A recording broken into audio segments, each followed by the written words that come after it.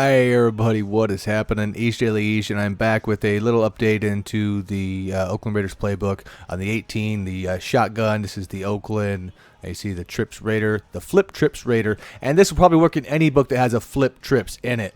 If you had seen video number 4, if we got to the very end of it, we ran a crow flat. Something happened on accident to one of the routes. One of the viewers, David Tampin, explained to me what it was that I did by mistake here. So I'm going to show you how to flip a couple routes here. I did not. I'm sure he saw this in another video, so I'm not the one who came up with this, but this is in our book, so we're doing it. All I did right there was hit XLT, XLT.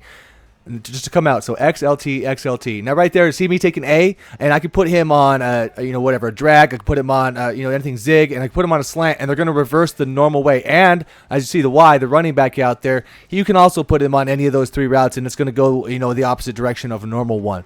As you see right there, slanting out of backfield of a running back, which you can't normally run.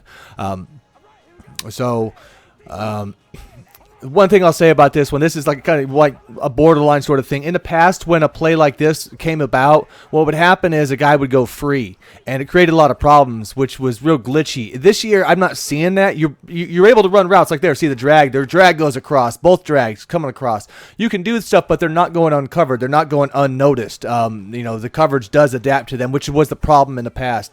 But again, it's one of those kind of questionable kosher sort of things to do in the game and head-to-head matches or not. But I would say, as far as that goes, if you're playing somebody and they're nano blitzing you, then that's going to be breaking the game a heck of a lot more than this would be doing. So it's up to you if you want to use it. I'm just putting that out there and just letting you know that people may get pissed at you for doing it also. So it's kind of up to you. I don't think that it's really doing anything to abuse the game mechanics, but you are getting routes that you can't get. So there's that. So anything that you're doing, if you want to use any of the 2 pass plays out of the play action, like if they're, so I would, if I was going to run to the Oakland, post, whatever one, there's a PA read, you would just hit the audible for that. You would hit, I'd bring up the audible, I'd hit Y, then I'd hit LT, then Y and LT again for that play. And even on the audible, it works. So you can use the audible plays doing the same thing right in here. That's what I'm using right there. So I'm just hitting it's X and then whichever one you want. So, for example, if it was Y, you'd be XYLT, XYLT, because you're bringing up the audibles, and then you select the play and then LT to trigger it. So, basically, you're just defaulting it twice. That's the whole concept of what you're doing.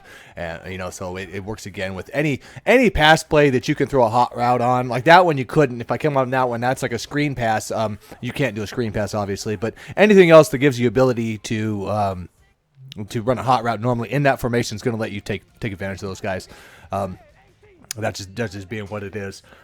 And I haven't gone as far as trying to create any plays based on those. I'm not sure if it will or not. We'll see about that. I might look into it just for fun. But for the most part, look at this. Man coverage. Everybody's blanketed here. So, again, we're not cheating the AI as far as, what's going to happen versus there. You still got to run your plays right. You still have to, call the right play in the right situation versus the correct coverage. But, like I say, but it's still a questionable sort of thing. So you guys decide and have at it, guys. Have fun.